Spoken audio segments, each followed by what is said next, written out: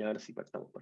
Ya, perdón, no estaba grabando. Entonces, si es que nosotros tenemos parte de un valor que está en una temporalidad más futura, como por ejemplo la provisión por desmantelamiento, y yo les digo, miren, si esto está a futuro, tenemos que traerlo desde el periodo 10 hasta el periodo 0, nosotros ahora vamos a aprender que esa temporalidad de tiempo tiene un cierto, comillas, castigo por poder avanzar. ¿Y cómo involucramos ese castigo en algún tipo de fórmula, en alguna información, para poder transformar algo que está en 10, transformarlo en equivalente en periodo 0? Es lo que vamos a ver hoy día. ¿Ya? ¿Estamos claros? Hoy día nosotros vamos a aprender todo lo que tiene que ver con el valor del dinero en el tiempo, es decir, transformar ciertos pagos, lo vamos a mover, comillas, temporalmente hablando, vamos a decir, mira, tengo 10 pagos en el periodo 1, otro en el 2, otro en el 3, en el 4, hasta llegar al 10. ¿Cuánto equivalen al día de hoy esos 10 pagos? Uno podría llegar y sumarlos, pero ¿qué supuesto está teniendo cuando uno llega y los suma? De que el valor del dinero en el tiempo no existe. Y no hay un castigo por traerlos todos al valor presente o esperar hasta más a futuro. Cuando no existe ese castigo, el valor del dinero en el tiempo es 0 y por lo tanto no puede llegar y sumar.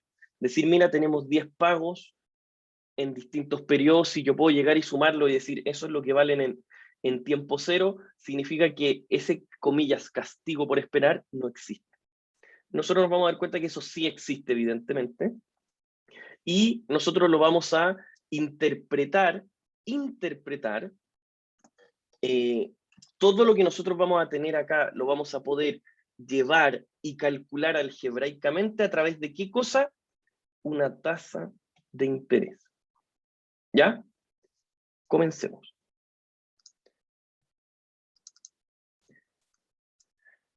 Primero, lo primero que siempre, las preguntas que siempre le hago al principio. Si yo les digo, matemáticas financieras, aparte de lo que yo les acabo de explicar, ¿qué otra cosa creen que se refiere? ¿Por qué? ¿Para qué?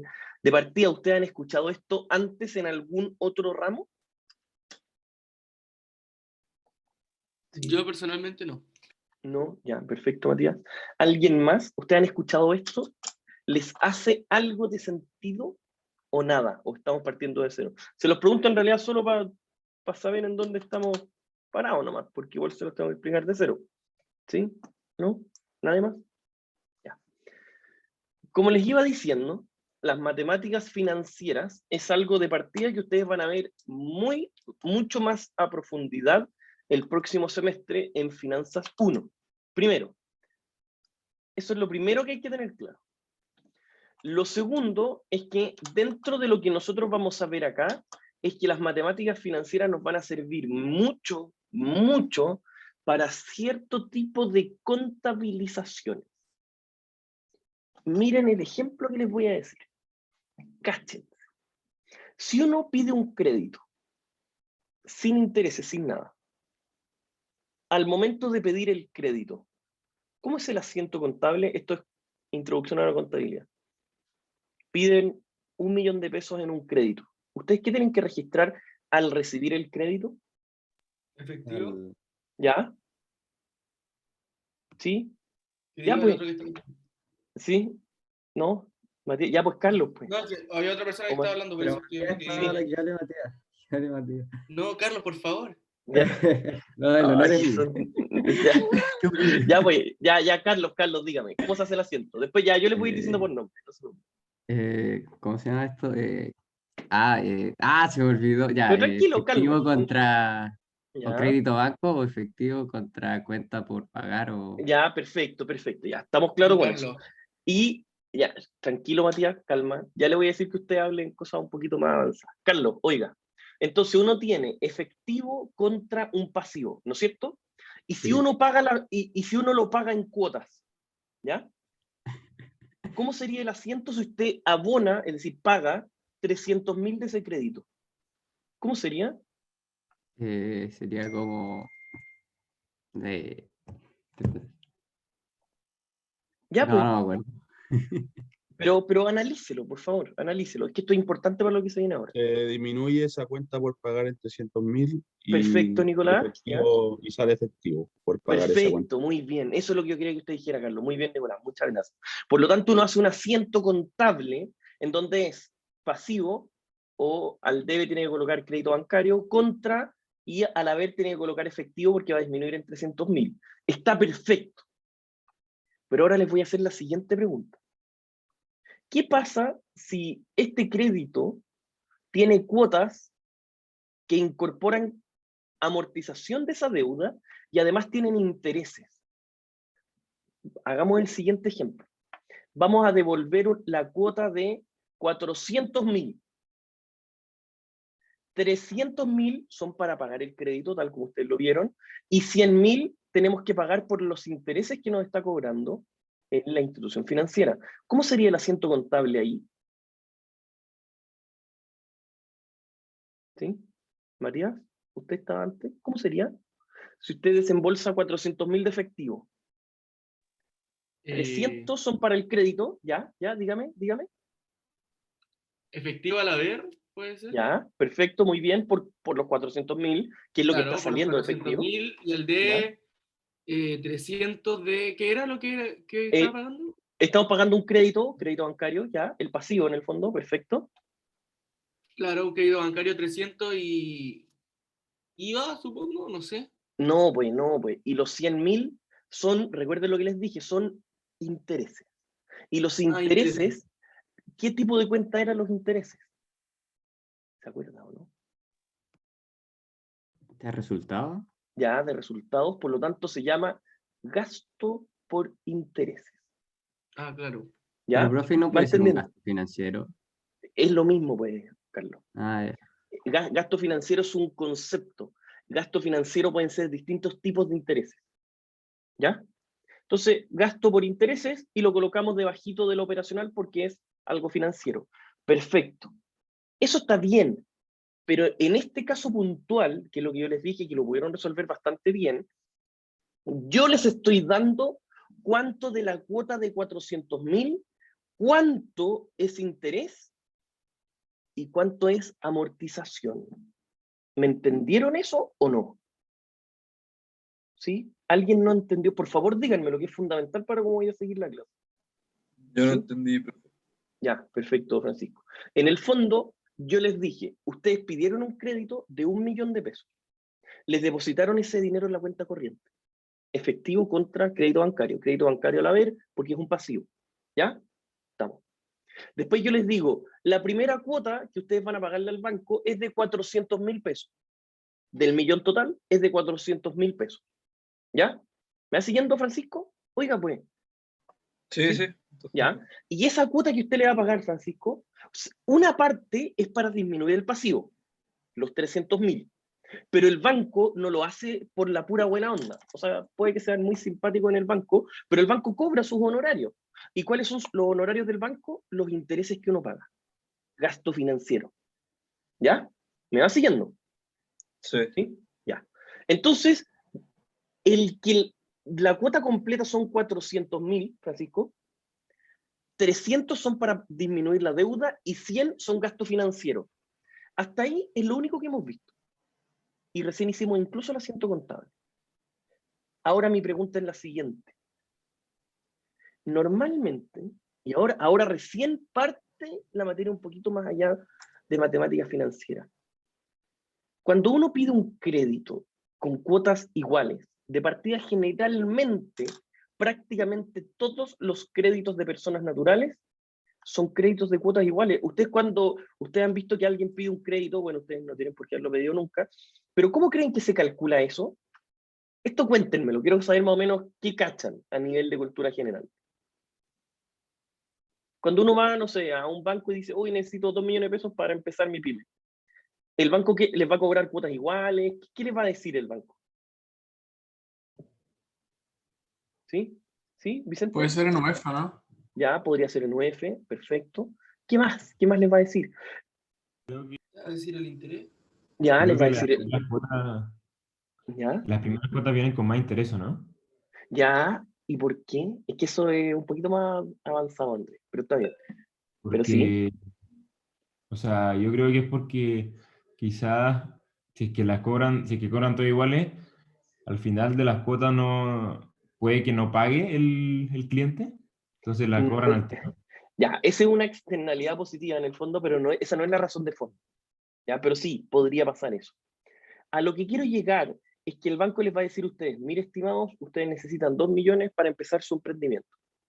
El banco no va a hacer y le va a decir, se los presto en 5 cuotas de 400.000, no les va a decir, les presto el dinero 5 cuotas de 400.000 que justo cobran 2 millones de pesos.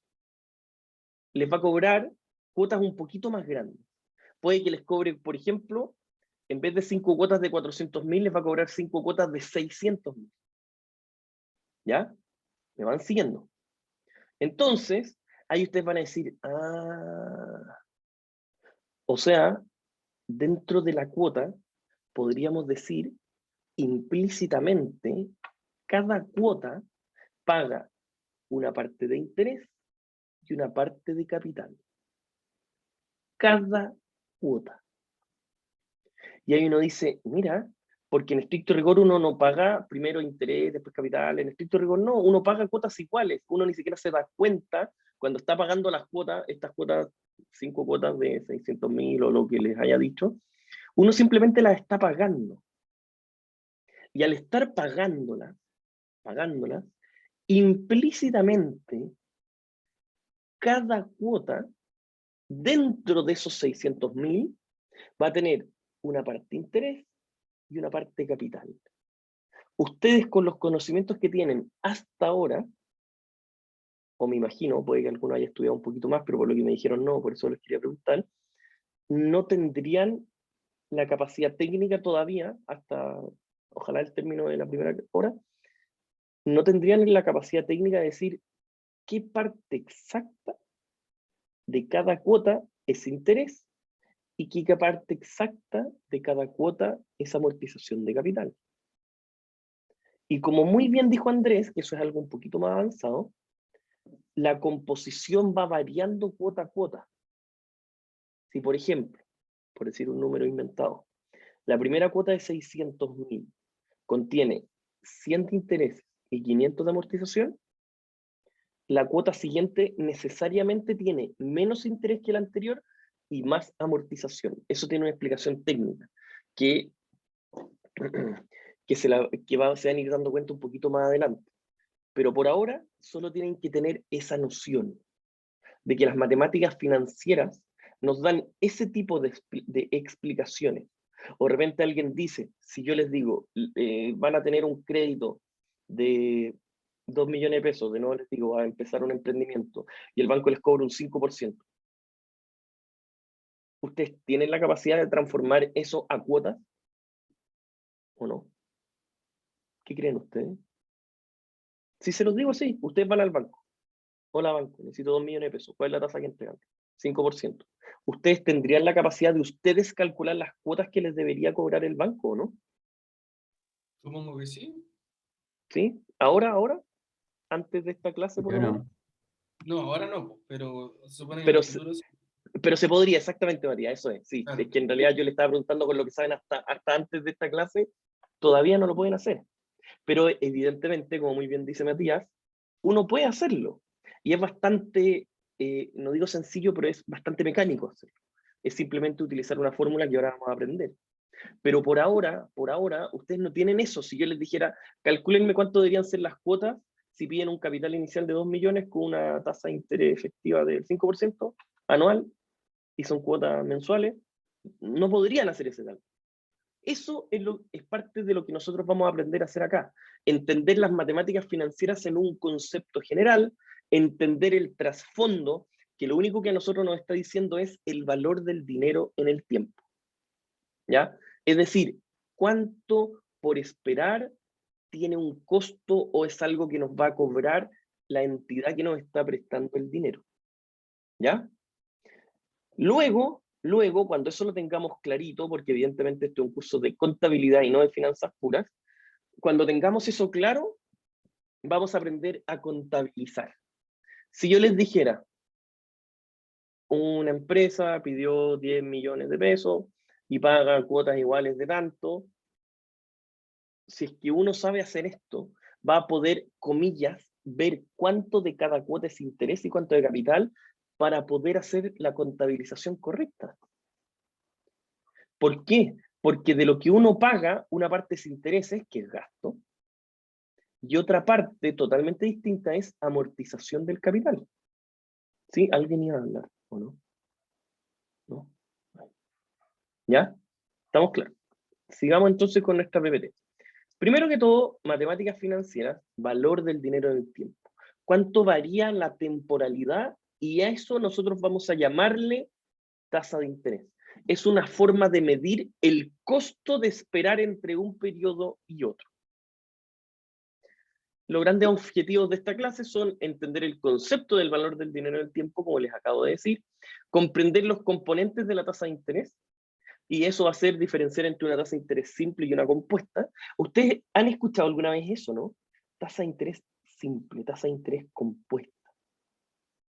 ¿Qué será esa cuestión? Sí. ¿Sí? Más o menos. Para el control entró eso.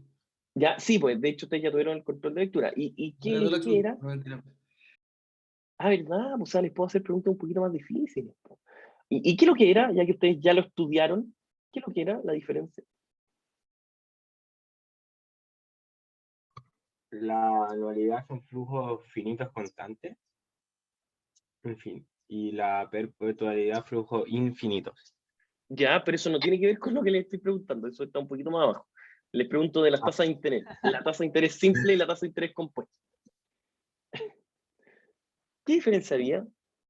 ¿Se acuerdan o no? Y igual se lo voy a explicar, pero quiero saber qué entendieron de la lectura. La simple era una que se iba multiplicando por un número constante, mientras que la ¿Ya? compuesta, como que uno iba manteniendo lo que iba ganando o el interés dentro de la fórmula. Entonces, como Ya. que se iba- La simple genera como, Dígame, es como Carlos. que tiene un solo interés y la compuesta puede ir variando el interés. No. O sea, bueno, ya La entendí que compuesta, más o el menos capital aumenta a partir del interés que se va generando mediamente. Entonces, como que el Ya. interés se le calcula al capital inicial más lo que ya está generando el interés. No sé si me... Ya, va por ahí, es que está perfecto. Lo primero que me comentaron al principio, como las primeras 3 o 4 personas que comentaron, está muy bien, pero eso tiene que ver más con la mecánica de la tasa de interés, que está bien, que es la forma a lo mejor como uno la calcula. Pero para calcular eso, uno tiene cierta cantidad de supuestos financieros bastante fuertes y bastante restrictivos. Por ejemplo, lo que uno asume con la tasa de interés simple es que cada vez que genera intereses, no los va reinvirtiendo. Por eso hace que la tasa de interés, al ser simple, nosotros la calculemos sobre el capital inicial. En cambio, ¿por qué la tasa de interés compuesta? Por ahí más o menos lo que decía Carlos de que puede variar en el tiempo. No es que pueda variar, es que cuando yo calculo una tasa de interés compuesta en X cantidad de tiempo, estoy asumiendo que si dentro de esa cantidad de tiempo, por ejemplo años, a mí me genera intereses mensuales, está asumiendo que los intereses ganados entre cada periodo los reinvierto a la misma tasa de interés. Ese es un supuesto que nosotros vamos a utilizar todo este curso. Vamos a decir que vamos a estar convencidos que eso es real, para luego en el siguiente curso, que es Finanza 1, destruirlo totalmente y decir que eso no es muy realista. Pero eso lo vamos a dejar para esto.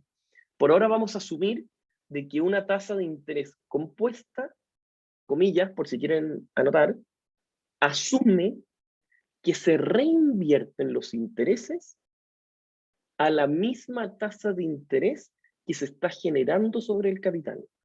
Y eso hace que pasen varias cosas interesantes. Vamos, de partida esa es la tasa que más se usa porque en estricto rigor, si uno calcula una tasa de interés compuesta anual, y por lo tanto es la efectiva, y yo les digo 10% efectivo, 10% efectivo anual y tenemos pagos mensuales, no es llegar y dividir en 12. Hay que hacer una pequeña fórmula. Y ahora también la vamos a demostrar y la vamos, y la vamos a ir calculando. Luego, otro de los puntos que vamos a aprender hoy es decir, ya cabrón. Logramos entender lo que es la tasa de interés, logramos entender el concepto macro del valor del dinero del tiempo, y después va a existir algo, evidentemente, de hacer como unas eficiencias para calcular las dos cosas de arriba. Si yo les digo lo siguiente, ¿cuánto vale un activo cualquiera que genera 3 flujos futuros de 1000? Tengo que hacer lo siguiente: tomar el pago 1, castigarlo y traerlo al momento 0. Tomar el flujo que está en 2, castigarlo y llevarlo al periodo 0.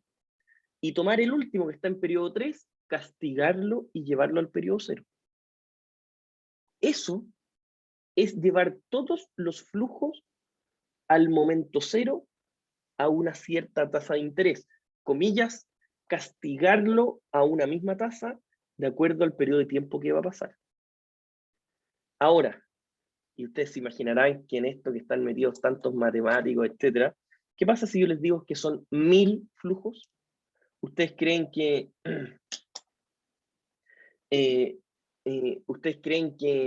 de acuerdo a si tenemos 1000 flujos, nosotros vamos a tener que calcular uno a uno los 1000 flujos? ¿Será así o no? Debe haber una fórmula. Exactamente. Pero esa fórmula que les acabo de, o ese concepto que les acabo de decir, nos sirve para cualquier tipo de flujos futuros. Sirve cuando se cumplen ciertas características, que lo vamos a ver un poquito más adelante. Si esos flujos futuros se cumplen 3 características, 3, vamos a poder meterlos a una sola fórmula. Imagínense lo extraordinario, una fórmula, y vamos a traer todos los flujos, los vamos a castigar para traer al valor presente. Cuando los flujos son finitos, que por ahí lo dijo alguien, no me acuerdo, que lo explicó muy bien. ¿Quién lo dijo? Lo que empezaron a hablar de la anualidad y la perpetuidad, ¿quién lo dijo? Ah, fui yo que lo dije antes. Eso. Exacto, pero estaba muy bien, Joaquín, lo que usted decía. De que cuando nosotros tenemos muchos flujos, y ni siquiera muchos, pueden ser pocos, y también podemos ocupar esta fórmula. Primero, si se cumplen ciertas características, que ya se las voy a explicar, las podemos traer todos juntos con una sola fórmula. Primero. Si esos flujos son finitos, es decir, elevados a cierto n, vamos a llamarle anualidad. Ojo. No porque sean por año, es simplemente una traducción literal de cómo se utiliza en inglés, que es donde se han ido creando todas estas cosas. Vamos a llamar anualidad. Aunque los periodos sean por mes, por semestre, da lo mismo. Vamos a llamarle anualidad. Si esas mismas características que ya se las voy a explicar, son para periodos infinitos, se va a llamar perpetuidad. Pero lo único que uno hace con la fórmula de la anualidad o con la fórmula de la perpetuidad es el flujo que está en periodo 1, 2, 3, 4, n periodos, traerlos al periodo 0 con una sola fórmula. Eso es la anualidad y eso es la perpetuidad. ¿Ya?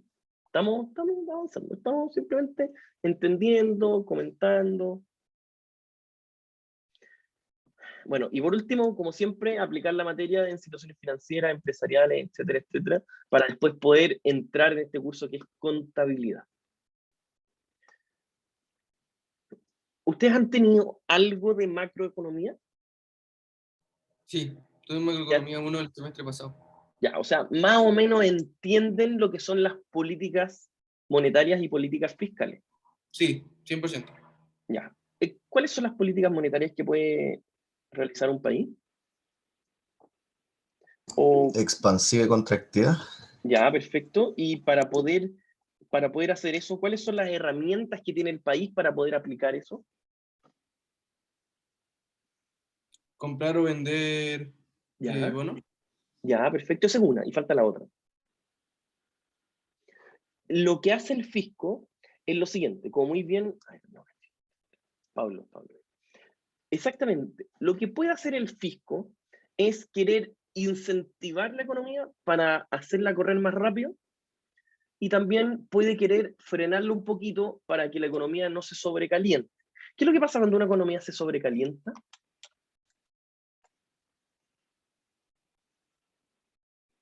Cuando hay mucho dinero circulando, ¿qué pasa? Inflación. Inflación. Por eso, ¿por qué se los digo? Porque muchas veces alguien me pregunta, pero profesor, ¿por qué el fisco querría frenar la economía? Hacer que no se sobrecaliente. Por eso.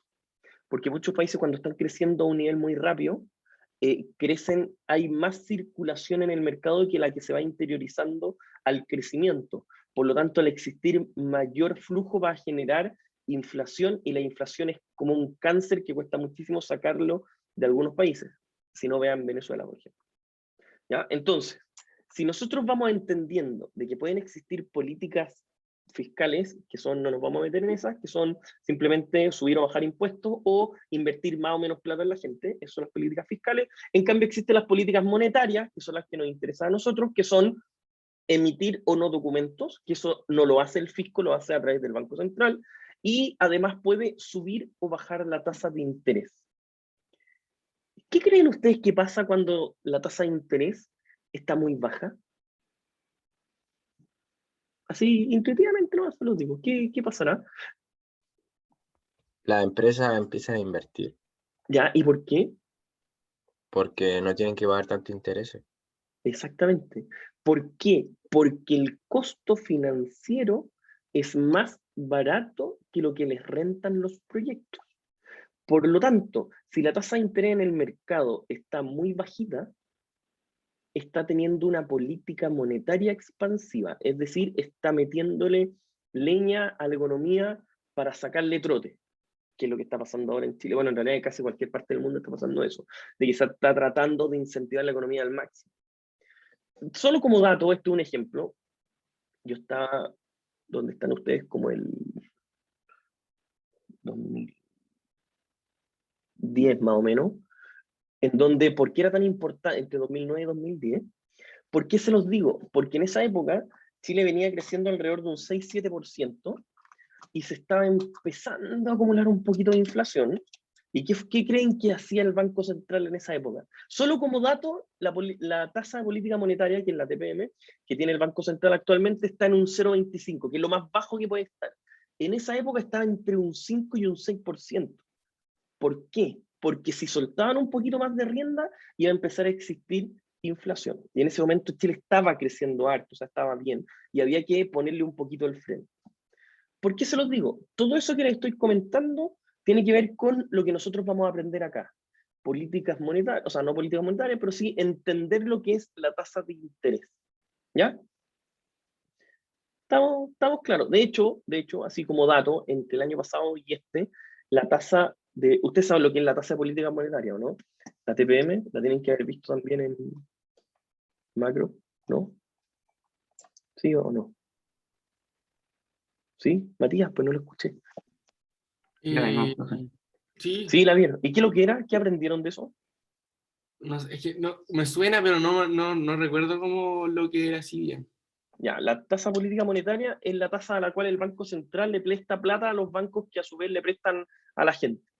Entonces, esa tasa de política monetaria es la que yo les digo, la que se puede, entre comillas, manejar para subirla o bajarla. Y por ende, se le traspasa ese ahorro o ese costo extra a las personas eventualmente a través de otros intermediarios financieros.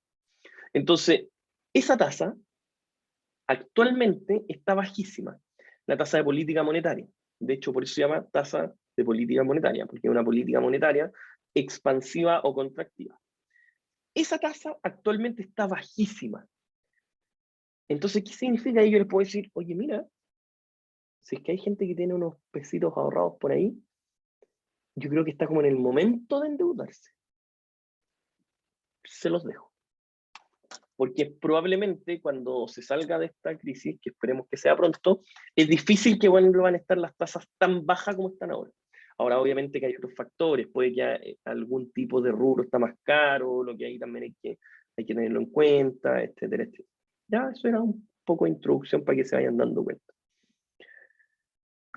Primero, para poder entender esta cuestión del valor del dinero en el tiempo, tenemos que, esto yo siempre tiro de talla de que tenemos como un pequeño gallito entre los economistas y los de contabilidad, pero bueno, tenemos que basarnos en sus estudios, por lo menos en esto, ellos son extremadamente más estudiosos y saben mucho más que nosotros. ¿Qué es lo que pasa? Que primero se empezó a estudiar las preferencias de consumo. ¿Qué pasa si una persona consume uno hoy o uno después? ¿Qué creen que debería generar eso que les estoy diciendo? ¿Consumir una unidad hoy o una unidad mañana? Para la persona que está consumiendo. Intuitivamente, ¿qué debería ser mejor? ¿Sí, Magdalena? En el futuro va a ser, o sea, va a valer más que ¿Ya? en el presente. ¿Ya? O en otras palabras, para dejar de consumir uno hoy, yo al de después le voy a exigir más. Eso es lo que nos está pasando. Pero si yo les dijera, pueden consumir uno ahora o uno después, ¿qué elegirían ustedes?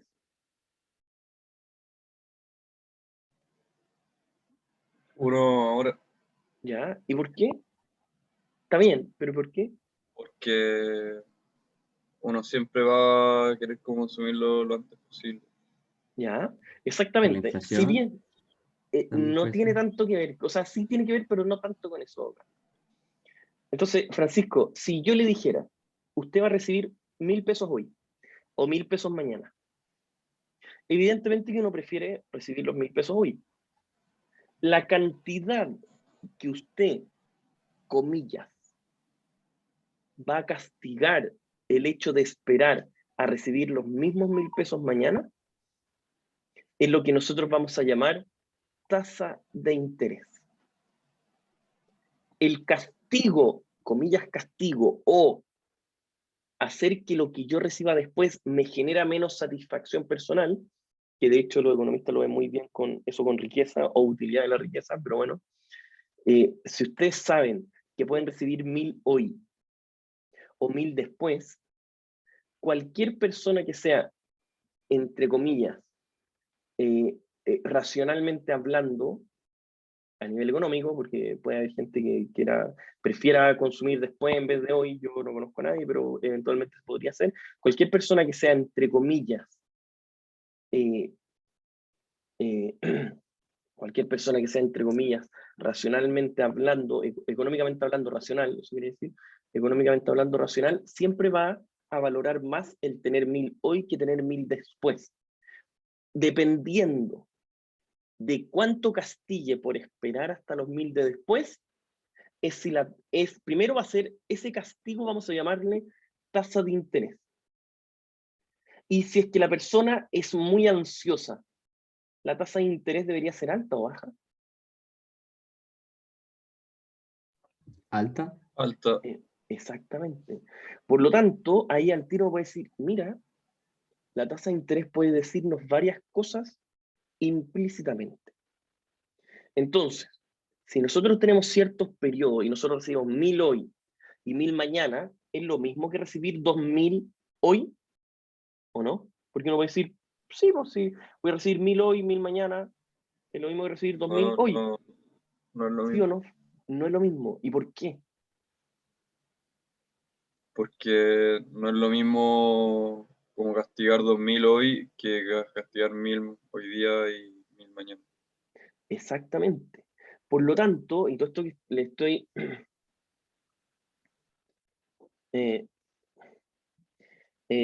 entonces, ¿qué es lo que nosotros vamos a tener que tener en cuenta? De que, primero, si nosotros tenemos, mientras antes recibamos la misma cantidad de dinero, va a ser un monto en valor presente, y eso se tienen que empezar a acostumbrar, en valor presente va a ser mayor. Ojo. Segundo, entonces uno puede decir, pero recibir 1.000 mañana es como equivalente a recibir, por ejemplo, 900 hoy. Sí, puede ser, no nos enredemos en cuánto. Asumamos que es 900. Por lo tanto, recibir 1000 hoy y 1000 mañana equivale a recibir 1900 hoy. Esa pequeña analogía que les hice, la vamos a utilizar durante todo el curso. ¿Por qué? Porque nosotros vamos a decir, mira, 1000 hoy, a lo mejor recibo 1000 mañana, pero al castigarlo para traerlo a valor cero, esos 1000 se transformaron en 900 al equivalente de hoy. Y si esperamos un día más, de nuevo recibiendo 1000, los vamos a castigar y hoy día van a ser 800. Por lo tanto, lo que nosotros tenemos que hacer siempre es elegir una temporalidad, que en el 95% de las veces es el tiempo en cero, y todos los flujos traerlos a su equivalente en valor presente. Eso es lo que nosotros vamos a tener que hacer. ¿Y cómo los castigamos y traemos a valor presente? A través de la tasa de interés. ¿Quedó claro? Y esos tres flujos que yo dije que eran 1000, podemos hacer el cálculo uno a uno, a mano. De hecho, hasta hace 3 semestres se hacía todo a mano. Nosotros vamos a decir, el periodo en 1 lo castigo por la tasa de interés, lo traigo a 0. El periodo en 2 lo castigo por la tasa de interés, 2 periodos y lo llevo a 0. ¿Y qué pasa si son 1000 periodos? Vamos a utilizar una fórmula general que se llama anualidad. Y si son infinitos periodos o el equivalente infinito, que eso se los podemos decir que a perpetuidad, vamos a utilizar la fórmula de la perpetuidad. Sigamos avanzando. Esto es una de las cosas, pucha, por tema de tiempo, no sé si nos podemos quedar mucho rato, pero lo otro que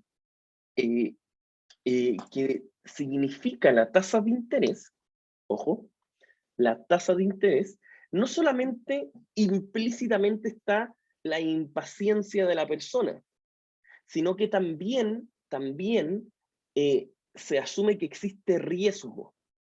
Si ustedes creen, vamos a partir primero por la definición de riesgo. ¿Ustedes creen que el riesgo país que existe en algunos países como Argentina, Grecia, ya no quise decir Venezuela porque ya estadísticamente hablando no existen datos de Venezuela, sino que Argentina, Grecia será el mismo riesgo que existe, por ejemplo, en Chile, Estados Unidos o en otro tipo de países? ¿Será el mismo riesgo o no? No. No. Evidentemente no. Por lo tanto, ¿qué es lo que uno va a decir? Algo que ustedes mismos me dijeron, que yo creo que, no sé si le tomaron el peso. Si el país emite documentos, en otras palabras, lo que está diciendo es, estimados, al que me pase plata, yo le pago estas cuotas. Eso es lo que están diciendo. Eso es emitir documentos. Si yo emito documentos muy económicos, voy a retirar el dinero del mercado para que me compren papeles y no exista dinero en el mercado. Lo mismo pasa al revés. Si digo, oye, estoy ofreciendo esto, pero a un precio muy distinto en donde equivale poder introducir dinero en el mercado, va a pasar lo contrario. Está perfecto. Pero ¿qué pasa si una persona dice, ya, yo estoy dispuesto a ir a un país riesgoso, países emergentes que le llaman, a un país emergente, y estoy dispuesto a invertir dinero? Si es un país riesgoso, lo que yo voy a hacer es exigirle una rentabilidad altísima a los flujos futuros. Eso es lo que nosotros vamos a hacer. Por lo tanto, la tasa de interés no solamente implícitamente refleja cierta ansiedad o ganas de consumir antes o después, sino que también refleja implícitamente el riesgo que implica prestarle dinero a alguien o pedir dinero prestado. Ya. Ahora vamos a empezar con un par de datos. Primero, nosotros tenemos que entender que existen ciertas tasas de interés. Vamos a partir por la tasa simple. Como les decía, la tasa simple, lo único que uno hace es calcular intereses siempre sobre el monto inicial. De hecho, ¿alguien me podría explicar por qué es esto? Eso sale, pero textual en el capítulo. ¿Por qué uno podría decir, es que es 1 más la tasa, que es R, por el número de periodos? ¿Por qué sería así? ¿Alguien logró descifrarlo, no, Porque Francisco? mantengo mi capital inicial. Ya, Entonces, cada vez que voy generando interés lo saco y deja de pertenecer a la fórmula. Ya, se acerca mucho a lo que usted dice. Lo voy a complementar un poquito. La tasa de interés, si es mensual, por ejemplo, y yo digo, este capital me genera un 2% mensual. Yo voy a decir, me generó 2% el primer mes, el segundo mes, ¿cuánto me va a generar? De nuevo 2% sobre el capital inicial, el mes 3 me va a generar 2% sobre el capital inicial, y así sucesivamente. Por lo tanto, el interés que me va a generar lo multiplico por la cantidad de periodos que tengo el dinero invertido.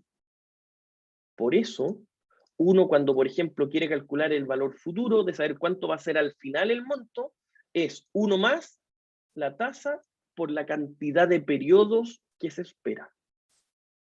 Eso es todo. En cambio, ¿qué es lo que va a pasar con la tasa compuesta? ¿Qué es lo que va a pasar con la tasa compuesta? Nosotros vamos a generar un interés en el mes 1, pero el mes 2 voy a generar un interés sobre el capital inicial más el interés que ya me había generado antes.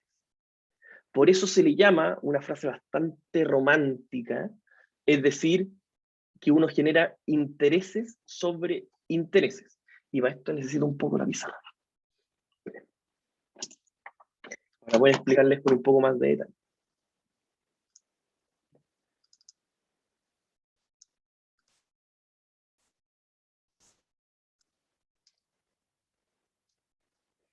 Miren, si nosotros tenemos 1000 y en el primer periodo nos va a generar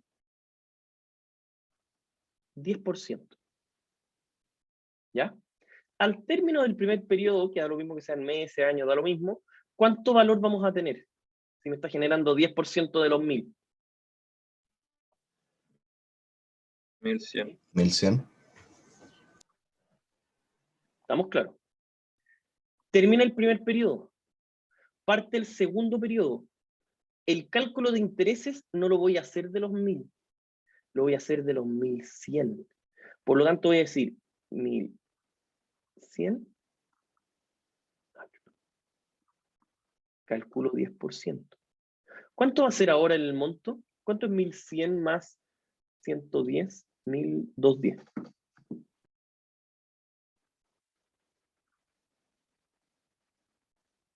Por lo tanto, ojo, ¿y cómo se confecciona la fórmula? Que yo creo que siempre hay que ir demostrándoselas, se entiende un poquito más. ¿Cómo llego de los 1000 a los 1200? De la siguiente manera. 1000 para llegar a 1100 es por 1 más la tasa. ¿Y cómo pasé del 1100 al 1210? Multiplicando todo esto, que ya sabemos que es 1100, por 1 más 10%. ¿Y qué pasa si uno factoriza esto que está ahí? ¿Cuánto nos daría? 1000. X por 1 más 10% al cuadrado. Exactamente. Y esa es la fórmula que nosotros vamos a tener clara, pero ahora se la estaba demostrando para que lo entiendan, lo vean, y no necesitan aprendérsela de memoria. Pero esta fórmula, que es la que ustedes me dijeron muy bien al principio, implícitamente está asumiendo, ojo, de que estoy reinvirtiendo los intereses nuevamente. Por eso uno dice que la tasa compuesta reinvierte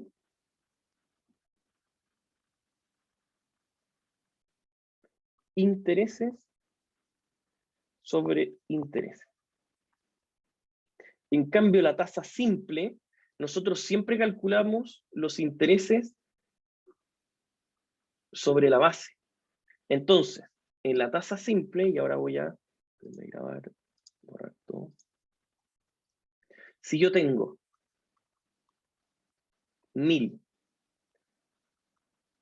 calculo el 10%, sí, voy a tener 1000 100.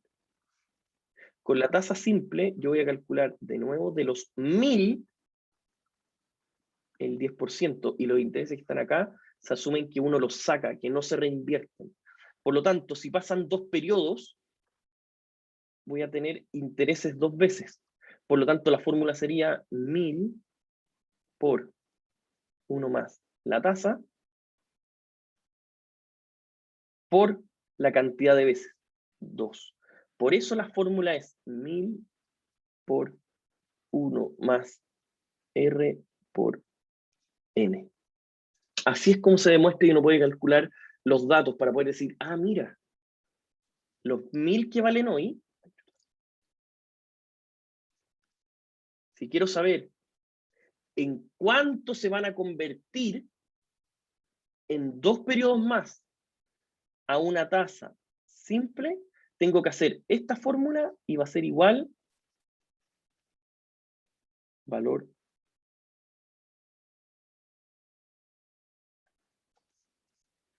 futuro. Por eso, y volviendo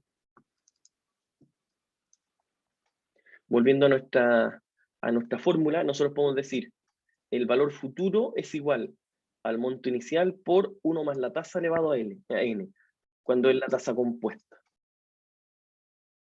El valor futuro es igual monto inicial más 1 más la tasa por n, que es lo que acabo de mostrarles, que como siempre les voy a subir igual las pizarras para que ustedes lo puedan tener claro.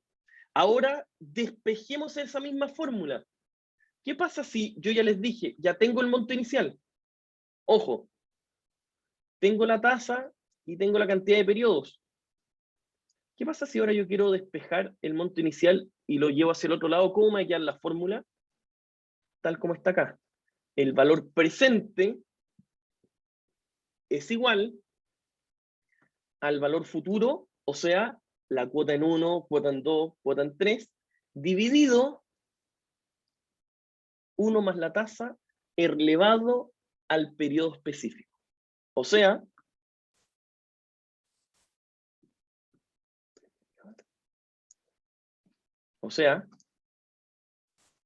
si nosotros decimos lo siguiente, valor presente del pago en 1 es igual flujo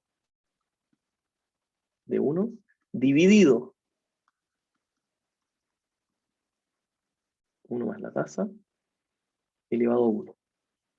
Valor presente del periodo 2 es flujo en 2 dividido 1 más la tasa en 2. Sucesivamente. Así vamos a llegar avanzando. Entonces, ¿cuánto es en valor presente de todos los flujos? Va a ser igual. Flujo de 1 dividido 1 más la tasa elevado a 1. Más flujo de 2 dividido 1 más la tasa elevado a 2 por todos los flujos que existan. ¿Quedó claro? Y con esta pequeña fórmula, que es bastante básica, esta pequeña fórmula, esto que está acá en el denominador, que ya logramos llegar a eso, lo que estamos haciendo es transformar el flujo que esté en 1, lo estamos transformando a periodo 0. El flujo que esté en 2, al elevarlo 2 acá abajito, la estamos transformando para llevar al periodo 0. Y por lo tanto, nosotros podemos decir, ah, mira, todos los flujos que están después, los puedo transformar para dejar a todos en su equivalente en temporalidad 1 a cierta tasa de interés que nosotros les vamos a dar. ¿Quedó claro? ¿Me van siguiendo más o menos? ¿Algo? ¿No? Profe, a mí me queda una duda con respecto al control de lectura, que me salió una pregunta parecida relacionada con esto, ¿Ya? que me decía que resultaba más conveniente endeudarse a una tasa simple anual del 3% que una tasa efectiva del 0,25 mensual. pero es que todavía no hemos llegado a números, tranquilo. Vamos a llegar a eso y vamos a ir comparando qué efecto tiene esto de poder hacer el cálculo de tasas simples y tasas compuestas. Ya vamos a llegar a eso, tranquilo. Vamos por partes, estamos solo Ya, profe, entendiendo gracias. la mecánica, pero esa pregunta es típica, porque realmente uno dice, entonces la tasa compuesta y la tasa simple simplemente la divido en 12, no, po. Y ahí vamos a llegar a que justamente el efecto de guardar intereses sobre intereses tiene un punto súper importante. ¿Ya? Volvamos Ya, a nuestra profe, diapositiva. Sí, no se preocupe. Ya, y la tasa equivalente es cuando uno fuerza para llegar a eso, pero no va a entrar ahora. Ya. Esto lo vamos a dejar pendiente. Ya, y acá está. Flujos periódicos. ¿Por qué quiero llegar en esto para poder cerrar con esto? Porque ¿se acuerdan lo que les dije antes de, ya vieron la fórmula que les mostré? Traer a valor presente el periodo 1, traer a valor presente el periodo 2, sucesivamente. Hasta n periodos. ¿Ya? Existe una fórmula, o sea, es decir, que con una sola fórmula, ustedes van a poder decir, y si metemos en una fórmula para traer n periodos, sí se puede. Pero se tienen que cumplir ciertas características entre los pagos que vienen después. ¿Qué características? El monto del flujo de 1, flujo de 2, flujo de 3, tiene que ser el mismo. No podemos usar la fórmula de la anualidad cuando los pagos son distintos. Por ejemplo, primero recibo 1000, después 2000, después 3000, después 1500, después 800 pesos. No. Tienen que ser los mismos pagos siempre. Primera condición. Segunda condición, para que vayan anotando, porque esto no es tan evidente. Las cuotas tienen que ser sucesivas entre sí. Algunas veces a esto les explicamos que la temporalidad entre cada cuota, entre la cuota 1 y 2, cuota 2 y 3, cuota 3 y 4, tiene que ser siempre la misma. ¿Cuándo podría no cumplirse? Cuando de repente recibo 1000 en el tiempo 1, 1000 en el tiempo 2, 1000 en el tiempo 4, ahí significa que entre el 2 y el 3 hay una temporalidad mayor que entre el 1 y el 2.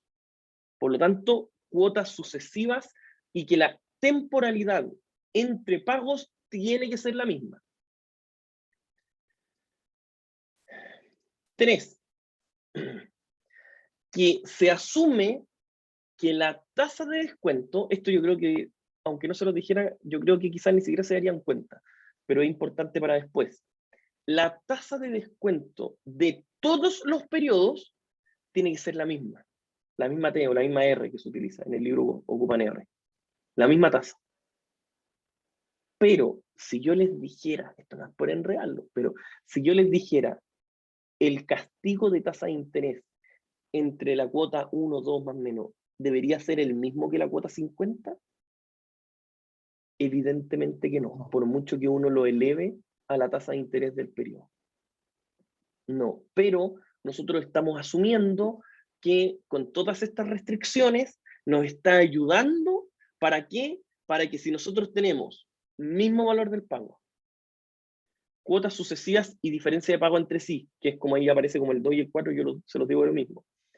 Y 3, la misma tasa de interés, si se cumplen esas 3 cosas, solo y solo ahí se permite utilizar la fórmula de la anualidad y de la perpetuidad.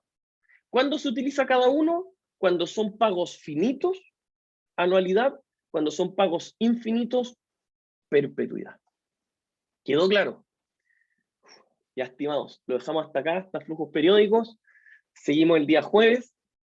Cualquier cosa me escriban, pero entre aquí al jueves y la próxima semana tenemos que matar esta materia, ¿ya? Eso, estimados, les recomiendo ir, como siempre, estudiando mucho, que estén muy bien. Chao, chao. Chao, profe. Chao, profe. Profe. Igual, chao, chao. Chao, profe.